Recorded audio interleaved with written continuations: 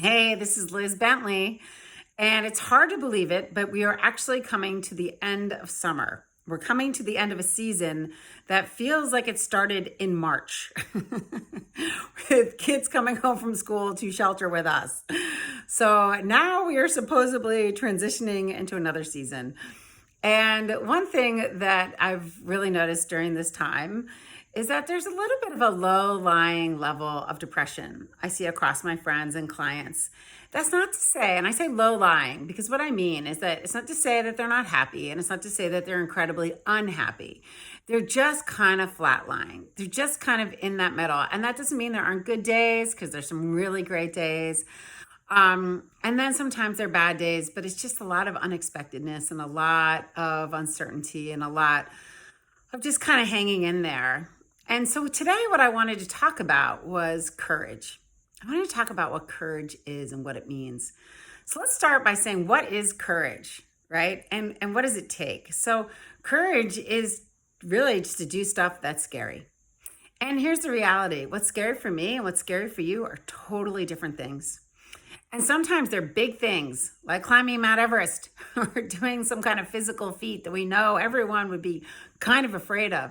But sometimes it's something really small, like just having a hard conversation or doing something out of your comfort zone or looking at yourself and seeing your truth on something that everyone else sees and thinks is no big deal, but you're terrified of. Okay? So we really need courage. Because courage is something that pushes us to grow. Courage pushes us to change. Courage pushes us to adapt to a world that is really shifting around us. Courage is something that makes us speak up, say things that we believe in, take notice of something, push for what we think is right, protect what we think is important to protect, and really show up to our life all in. See, we can all kind of phone it in, right? We can all kind of coast in life, but it really takes courage to dive in deep and be the best version of ourselves and work really hard. So here are my tips. Okay.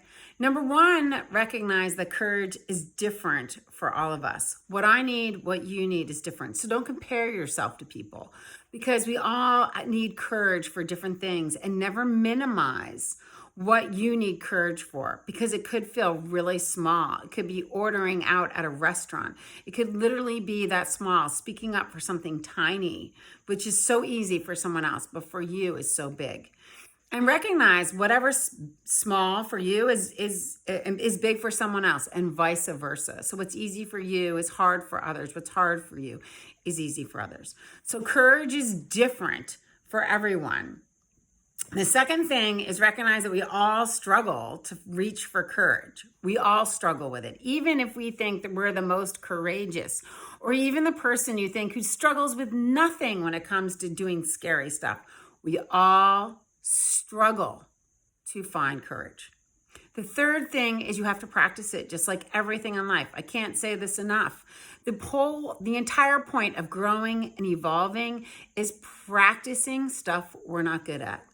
The reason why we need courage to do things is because we're not naturally good at it, or we're afraid for whatever reason. And there's a hurdle we have to get over to dive in.